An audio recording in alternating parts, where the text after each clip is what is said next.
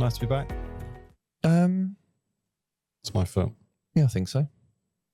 Quite a lot going on. A lot going on. Goodness me. I was quite relieved watching CNBC last night that Nvidia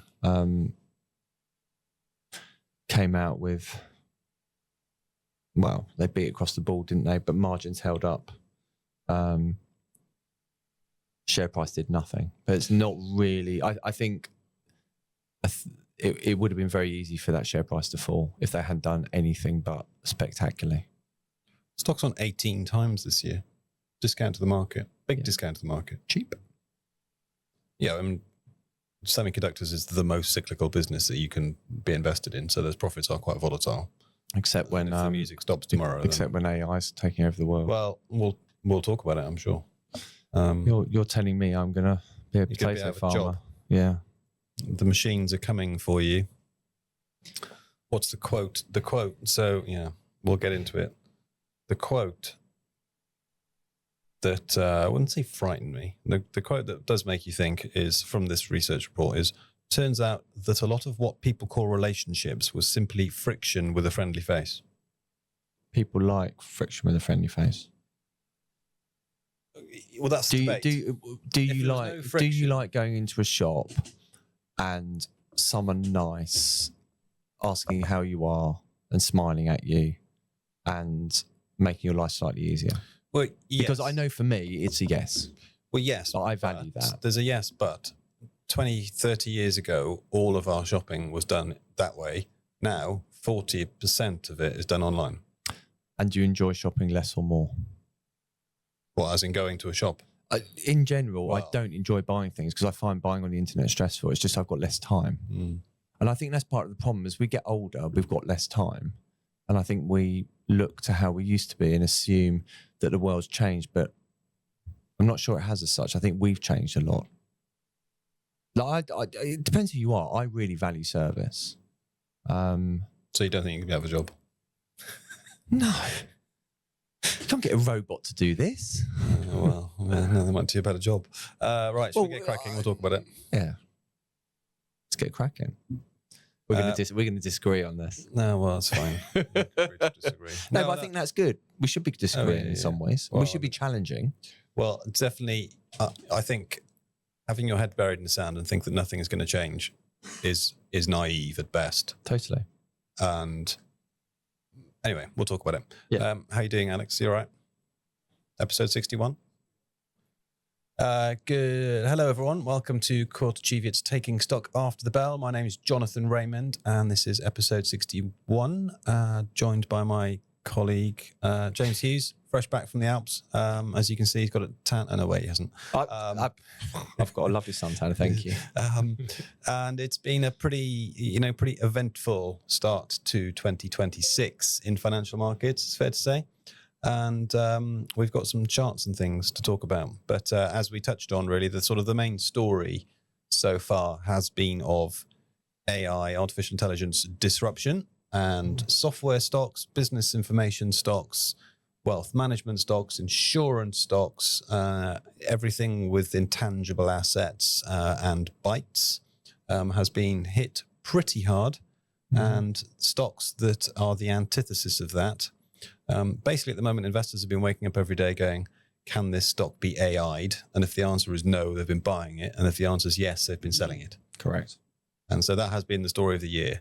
But if we take a step back and start with chart 2, Alex, we've just got a little geographic representation of indices year to date here. And we can see that the leader so far through the first 7 weeks of the year is emerging markets, up 13%. Total return sterling terms, closely followed by Japan, up 11.6, the UK 7.9, Europe 5.7, and the laggard is the US, which is basically unchanged in sterling terms. So again, a really big gap. And by the way, 7 weeks, 13% is a pretty phenomenal return. Yeah. Even 8% for the UK is pretty good. I mean, portfolios have done well, right?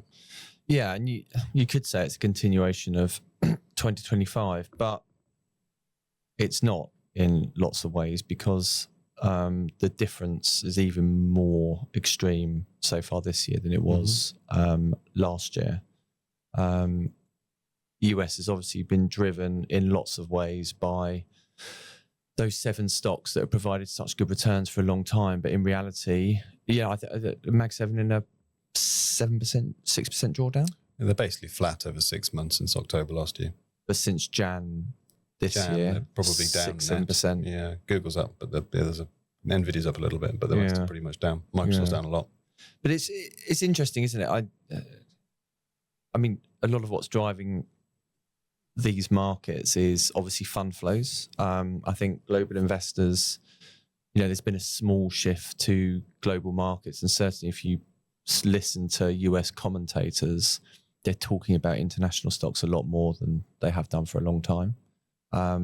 I think that's as much the story as anything, is that the US has been the story for 15 years, and the US market makes up 70% of the global equity market, so it is that dominant. I think as much the story is that US investors are looking outside the US for the first time ever, as much as non-US investors retreating from the US. I think for international investors, they still like the idea of owning a Microsoft and an Apple and an Nvidia, etc. Maybe perhaps not as forcefully, but I certainly now think that you've got US investors sitting there going, "Oh, European banks, oh, oil companies, industrials, cement." Yeah, they I mean, can't be AI'd. That's absolutely happening. But if we looked at EM though, a lot of 30% is China. So the EM index is a tech story in itself. Well, that's my point. Is the US is, you've got software selling off in the West, but actually you've got AI companies and tech companies in EM doing exceptionally well. So Taiwan Semi is 15% of the emerging markets index, and it's gone vertical because TSMC, Taiwan Semiconductor, for those that don't know, is the biggest company you've never heard of. They make pretty much all the semiconductors. So Nvidia don't make semiconductors. TSMC make them on their behalf.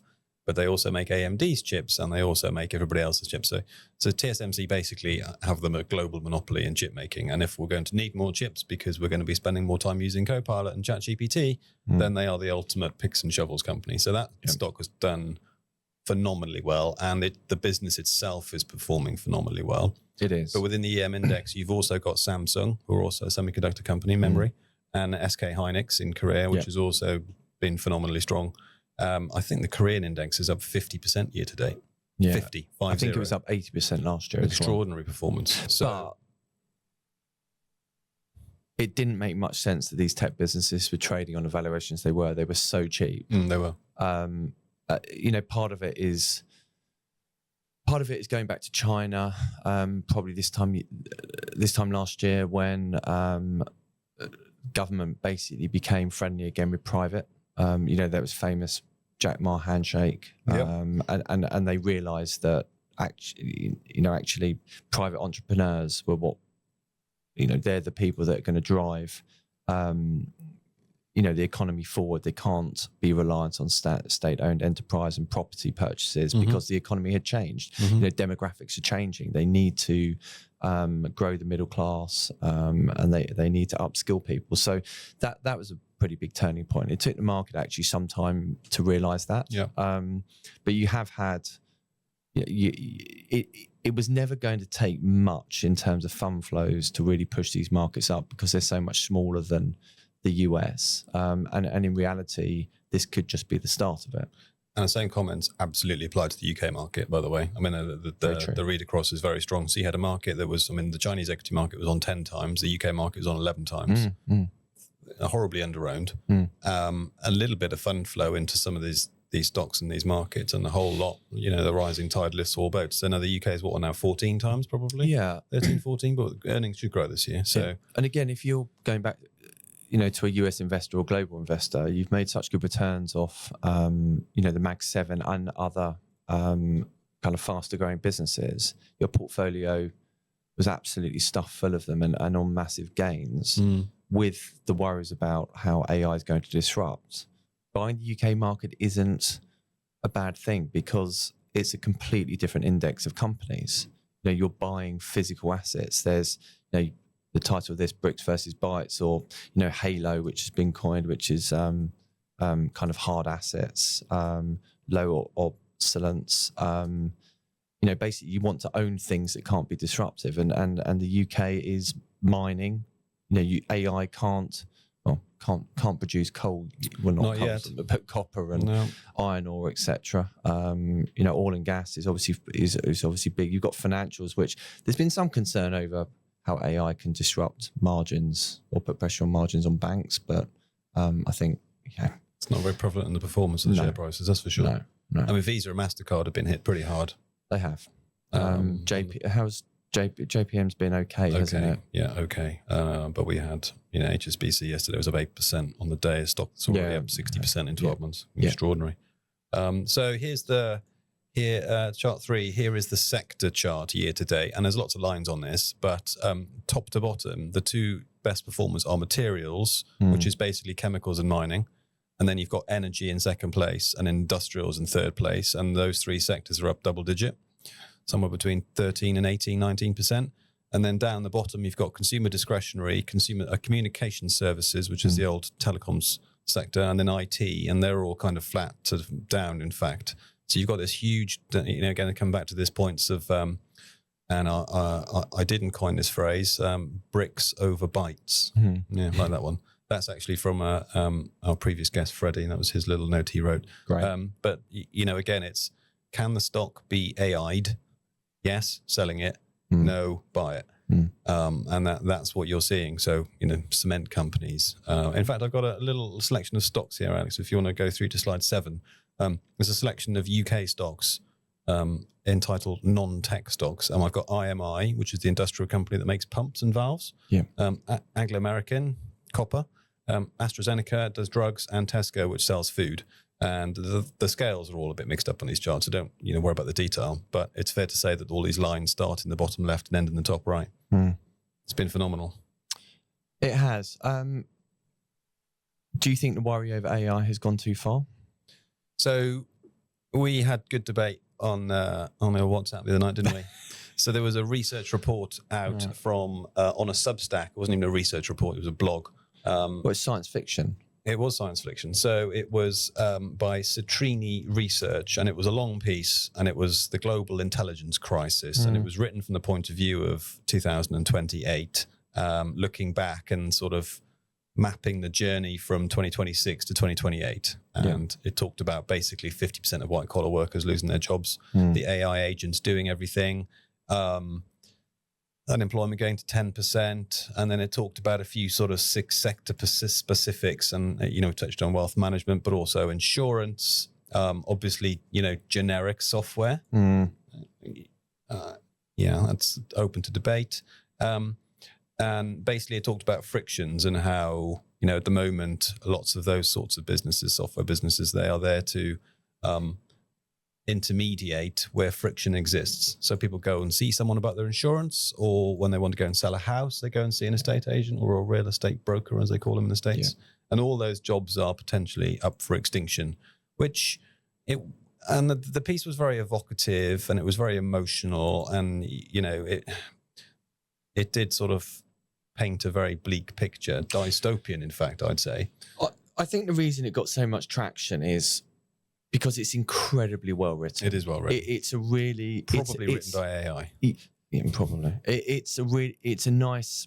Well, it's not a nice story at all. No. It's really concerning, but it's a really good read. It's science fiction. It's crystal ball gazing. I think. But maybe we can liken it. Maybe this is not the best analogy, but maybe we can liken it to zombie companies that existed in a period of zero rates. Basically, bad companies existed because debt was free, cheap. I'm sure that there are software businesses out there where the software they have isn't particularly good, and they won't exist again. They won't exist going forward because Claude Code and which other options LLMs come up with, allow people to code or to build to build software in a way that they couldn't before because they couldn't write code. Yeah, that's what Claude Code does. You put instructions in and it writes the code for you. It's phenomenal. But there's a big but. If you're a big business employing tens of thousands of people, You have regulatory requirements. You do. You have massive compliance function. You do. You have, you can't just get rid of your software. No, legally, you have to tick boxes. It has to be checked. Mm-hmm. You can't rely on a robot as such to do it all for you. And I think that the levels of complexity, take a CRM system. If you're a big business, you need these systems to monitor and maintain your relationships with clients and track order flow and track revenues and all that stuff. And you can't, first of all, why would you rewrite something that's going to cost you still quite a lot of money? And it's not just the writing it, it's the overseeing it. I think that's, for me, the key bit. I'm certainly not an AI denier, and I think, it will take jobs. I think, humans, we overreact, don't we? We read something and all, I think Ben always says we're not, our tech analysts, we're not very good at moving from a 0% chance of something happening to a 20% chance of something happening and being able to value that. I think that's really true. When you read something, this piece is really emotional. Yeah. You read it and think about how it's going to impact friends, family, how it's going to impact ourselves. I read it and thought, will I be sitting here in 5 years? I went home to Mrs. Raymond and said, we better sell the house. Grow potatoes. I'm off back to drive a tractor. Or even the robot's coming for that, apparently. Oh, God. To be serious, it makes some good points. All this software that we use in these big businesses and small businesses, even more importantly in small businesses. If you're a small business, you're going to vibe code your own software system instead of the one you've got off the shelf. Very good point. Absolutely not. Yeah. She's not going to do it. Now, but what it might do in the short term is that if you're a big business and you were planning on going ahead with implementing a new CRM or a new piece of software for something, we might just hold off for the time being and see how the land lies, because their pricing power may have dissipated modestly. And I think the other point as well is if you implement or you decide to work with a business that can do something on a software, it's a fundamental piece of software to your business. Do you want to put together something that you're responsible for maintaining and for improving? Or do you want to contract with someone that their sole job is to improve that piece of software? Yeah. Well, I think that's sort of get some accountability, don't you? Yeah, and I think there was a good example I heard over the weekend, which was there's something like 200,000 truck drivers in the US. Yeah. In 30 years' time, there might not be, or 20 years' time, there might not be 200,000 truck drivers.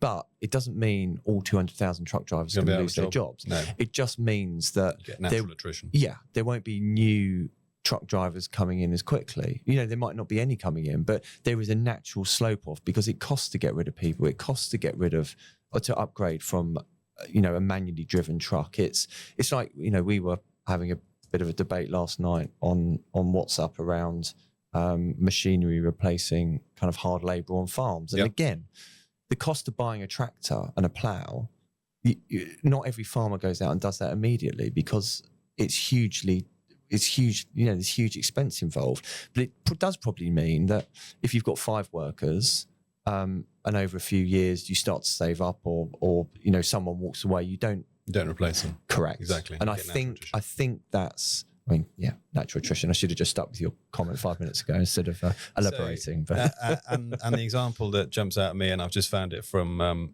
Google Gemini, is the ATM paradox. So when ATMs, cash machines, were first introduced in the 1970s, it was assumed they would make bank tellers, cashiers obsolete.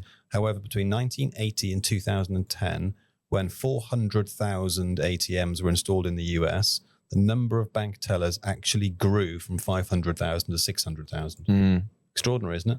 Yeah, it is. So that's a paradox in itself. So maybe AI does that for us, but we don't know. Yeah. But if anyone wants to get kind of bogged down in some of this stuff, then go and read the Citrini research report. You find it pretty easily, I would think, because it was shared a gazillion times and read a gazillion times. But it did have impact. So if we go to... Yeah, it really did. Slide 6, Alex, here is a selection of UK-listed information stocks. And we've got Experian, London Stock Exchange, RELX, the business formerly known as RELX, Sage, which is the accounting software business, and Auto Trader, the car selling platform. And those stocks over 12 to 13 months, since the start of 2025, those stocks are down somewhere between 20 and 40%. Yeah. And we can see it's basically gone down in a straight line since January. Mm. And they had bounced a little bit in the last few days, to be fair. Yeah, you've got. I mean, it's the same as it's. You know, this often happens is sort of sell now and ask questions later, and you've got. You know, there was an immediate panic when everyone, clicked the sell buttons on all of these stocks, and then there's some rational thought coming back in, which is actually, let's take London Stock Exchange. Without London Stock Exchange, there is no pricing. Mm-hmm. Speaking to a fund manager at a conference a couple of days ago, and he, it's one of his biggest gripes is he goes to his COO and says, how is that data so expensive? And it's, well, do you want pricing of stocks or do you not want pricing of stocks? They own the data. They do. That can't be replicated from the internet. Correct. And they did come out this morning and said they will be making agreements with AI platforms this year. And do you know what?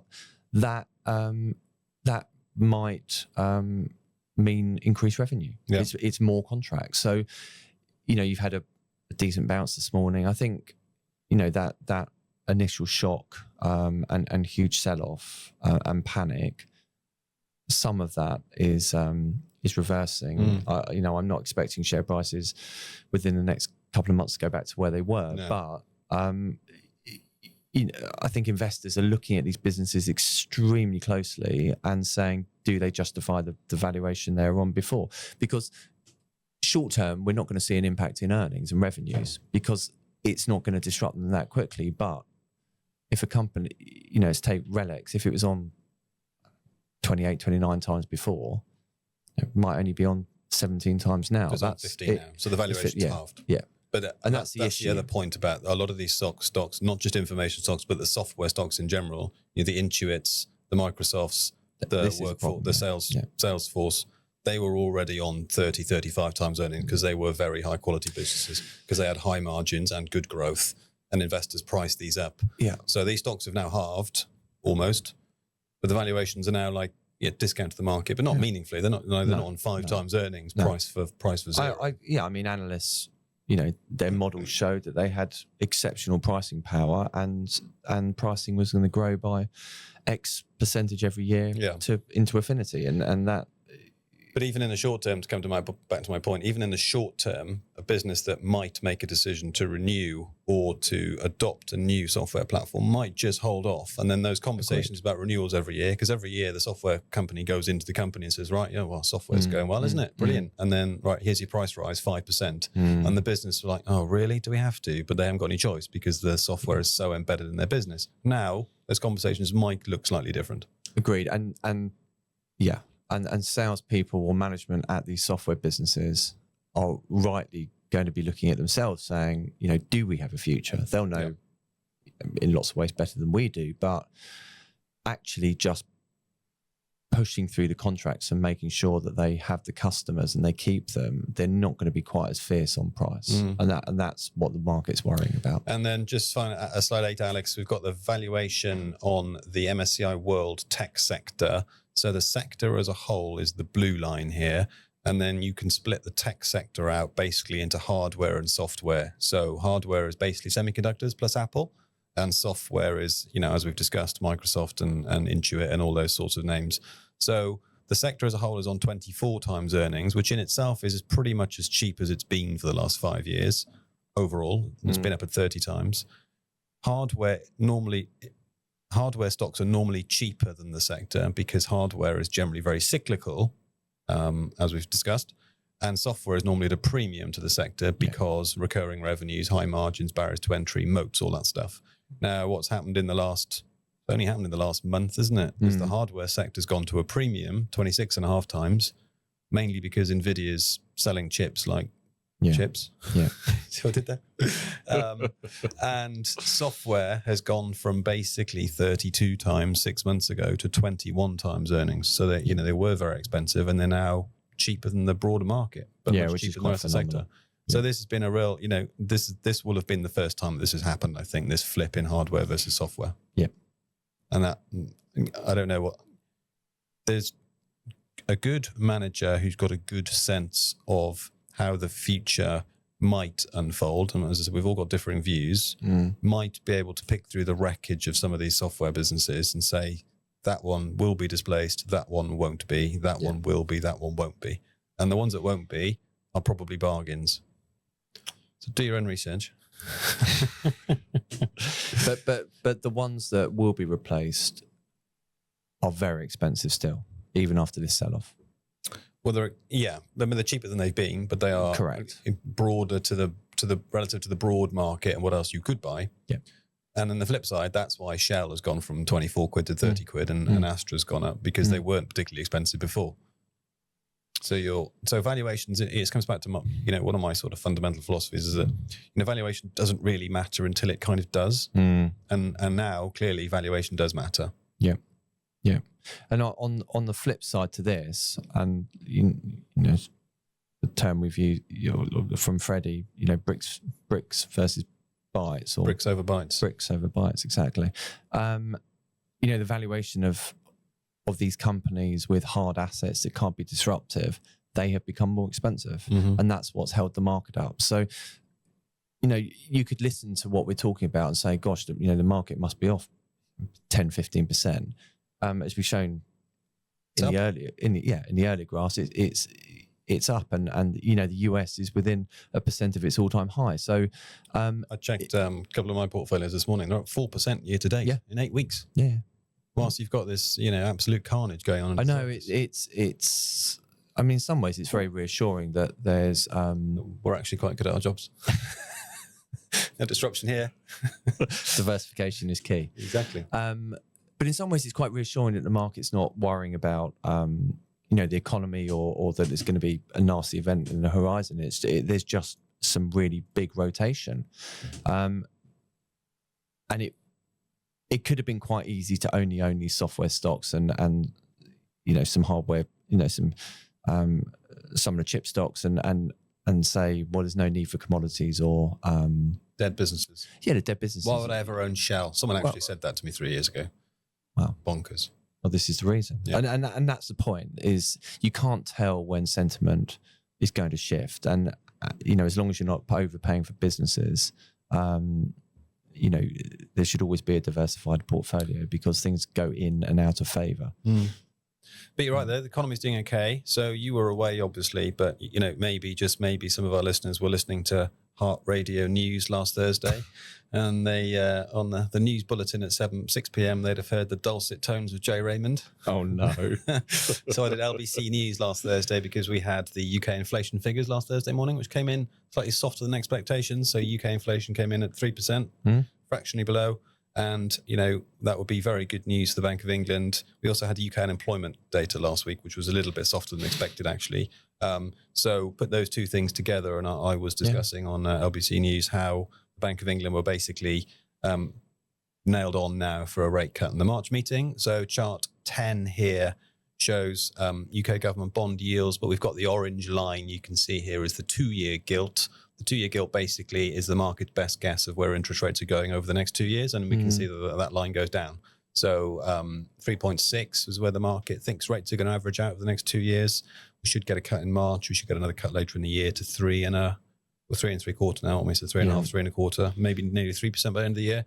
And then the 10-year and the 30-year come down as well. Are we pushing towards 3 cuts this year yet? Or still no, I think 2? It's still 2. Well, I can check if you talk amongst yourselves. But I think that's good news to the Bank of England. And I think the government took them, as politicians do, they took a little bit of credit for some of the unwinding inflation. But actually, what the government announced in the budget isn't really going to impact the figures until April and May, when things like rail fares and energy prices start to wash through. So implied rates for December is 3.25, so that's 2 cuts by the end of the year. But certainly that's pretty supportive of markets. It's supportive of the UK economy. So I was, painting a sort of relatively positive picture of the UK economy yesterday with some clients I was with, saying that, things are just less bad. And the public sector borrowing figures came in a lot better. Tax receipts in January were a lot higher than people expected, and partly because of CGT, but that's by the by. But so what it means is that Rachel Reeves isn't going to spend the next 6 months worrying about how to raise another 10 or 20 billion in the November budget, and we're all going to be sat here with our hands over our heads, going, "Oh no, taxes are going up again." Interestingly, the FTSE 250 is forecast to grow its earnings this year faster than the FTSE 100. Is that right? Yeah. So some of that domestic growth that we've been, well, you and I have been positive on because we love the UK, but a lot of investors have been very negative on UK domestic stocks. Actually, that's starting to turn, which is really quite interesting. You've had, there's been a big unwind, financing unwind in terms of where rates are. We obviously had the inflationary issues in 2022 and rates going very high after that.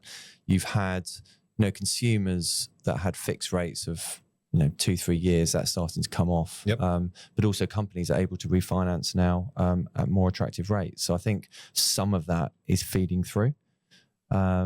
So, that's certainly positive. And of course it's ready for, when's your mortgage renewal? January? August. August. Yeah. Okay. So you've got a few cuts before that. Hopefully. But it makes a huge difference. Does. Yeah, and the FTSE 250 or the UK small cap hasn't necessarily. I mean, the large caps in the UK have still done better than small caps recently. Again, why is the London market doing so well? Clients ask. Well, 25% of the London market is AstraZeneca, HSBC, and Shell. Go look at the share prices; they've gone vertical. So, any surprise that the market's done well? But actually, small caps done fine as well. So.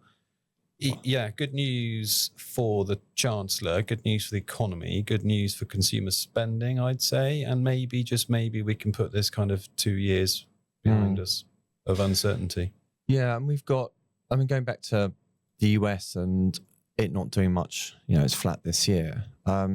We've still got massive earnings growth expected. And I think 14% is 15% across the board. And it's US, Europe, and UK. And emerging markets more, 23 or something. So it's not just a story about Nvidia's earnings going up, driving all of earnings growth. It is across the board, and the oil companies and the miners and the banks. Goodness me, the banks are printing money at the moment. I think, but if the S&P doesn't do the same return, obviously as the earnings growth, then the multiple comes down, and that's no bad thing. No, something we've worried about for some time is, we'd like the US market to look cheaper, but maybe it just well, I'm not going to put this up, but the US market has cheapened up in the last year, 1 year, 2 years. So it was on up to 23 times earnings, and it's now down to under 22. And you can see that has fallen steadily in the last 6 months. So basically, and if these earnings come through and the S&P carries on doing what it's doing, it's going to get a lot cheaper. And it probably needs to. The 23 times earnings was probably a little bit punchy, and the valuation on the rest of the world has come up. So if you go back 2 years. The global market ex-US was on less than 13 times, and it's now on just over 15. So still 15 is a reasonable number. Totally. But that line is going up because the market has gone up by more than the earnings have gone up. However, we do expect this year that those earnings for the rest of the world will come through and make that look a little bit better. So there's quite a lot of buoyancy around, and I guess, it's very difficult when clients sort of ask, how do you see things panning out this year? It's very difficult to say because there's not anything obvious. Well, there never is. No. But I guess I still come back to the point that we've had, 3 strong years for equity markets, and equity markets go up 3 times out of 4. This is super simple, isn't it? Super simplistic. And we've had a good start to the year. And again, the economy's doing fine and companies are doing well. And when you've got that combination, it's pretty rare the equity market falls 10, 15, 20%. I mean, you might get a 5% wobble or a 10% wobble because of Iran or because of some, menu of tariffs get held up. But you don't, unless it's kind of more seismic on the economy and on companies, then we probably ought to stay relatively positive. It's quite interesting we stopped talking about tariffs, bearing in mind what's happened. But it seems to... it seems to have been not forgotten, but obviously the tariffs that were originally put in place have been ruled as illegal. So he's changed. There's some ruling from 1970 odd, isn't there, that he's brought back out to allow worldwide tariffs, which were supposed to be at 15%, and now they're 10. Is that right? Pass on the detail. Yeah, but this is my point. We were so obsessed with tariffs, and now it's not top of the agenda. Yeah. It's been maybe AI will not be top of the agenda this time next year. I hope so. We'll look back at the Citrina report and go, what a load of nonsense that was. It's a good read, though. It was a good read. One other chart, which like literally jumped out the page on me. Our friends at ASR, the economics consultancy, sent a chart about Germany. And obviously this time last year, the Germans opened the floodgates of fiscal spending, and they're committed to spending the best part of €1 trillion on defence and infrastructure. And then for the last 6 months, everyone's going, oh, where's the money? Where's the money? But chart 12 here is the one that jumps out. German domestic new orders of weapons and ammunition. So literally, defence. And that has gone, so this is a volume number. It's gone up 10x in the last 3 months versus the 3 months before that, probably. Yeah. And considerably higher than the previous period. So when people ask, where's that German defence money gone? Here it is. It's coming. And a lot of the other short-term, short-cycle German economic data has picked up quite meaningfully as well. And we've got plenty of stocks in Europe that are looking quite perky, I'd say. The banks, I always sort of think, if the German government's spending €1 trillion, that money has to go through a bank a few times, and when money goes through a bank, it makes money out of it. Yeah, it's there was some concern that they wouldn't be able to spend the money fast enough, but as you say, it's coming through. It's coming through, and we've got sort of classic German industrial companies. Siemens would be one, Schneider Electric, which is a bit more of electrification data AI play. To be fair, they've had results this morning, very good. So yeah, that sort of story is beginning to gain some traction as well. So again, long may that continue. But it's just great to have some broadening out. It's really positive for markets. Agreed. Totally agreed. And maybe Freddie's right. The next 10 years look quite different to the last 10 or 15 in terms of the sort of stocks that get rewarded by investors. Comes back to the old bricks over bytes. I actually said it in a client meeting yesterday and I nearly punched myself in the face. What am I doing? Deary me. I think it's better than the Halo. Do you? Yeah. Halo's okay, but it takes a bit of explaining, doesn't it? It does. It does. Anything else you wanted to mention before we wrap up for the day and go back and do some actual work? I don't think so. No. We've got some quite exciting guests coming up, haven't we? Yeah, we do. We do have some guests coming up. Yes, we've got Ben Rogoff who runs Podacap Technology Trust. But that's not till May. That's right. Actually. And then we've got Vicky Renal, who's a financial and behavioural psychologist or psychoanalyst. I'm not sure what the difference is, but she's going to come. It's going to be very different. She's going to talk to us about how we all feel about money and how it impacts our decision making. And I've had some interaction with her on a separate webinar. And it was genuinely mind-blowing and fascinating. So I'm hoping that will be quite exciting. And then I'm really looking forward to that. We'll see what else happens in markets, and we'll come and chat about it as and when we need to. Good. All right. Thank you very much, everyone. Thanks for watching and listening. Any questions, get in touch. He's james.hughes@courtachievit.com, and I'm jonathan.raymond@courtachievit.com. And we hope to see you next time. Thanks very much. Bye-bye. Thank you.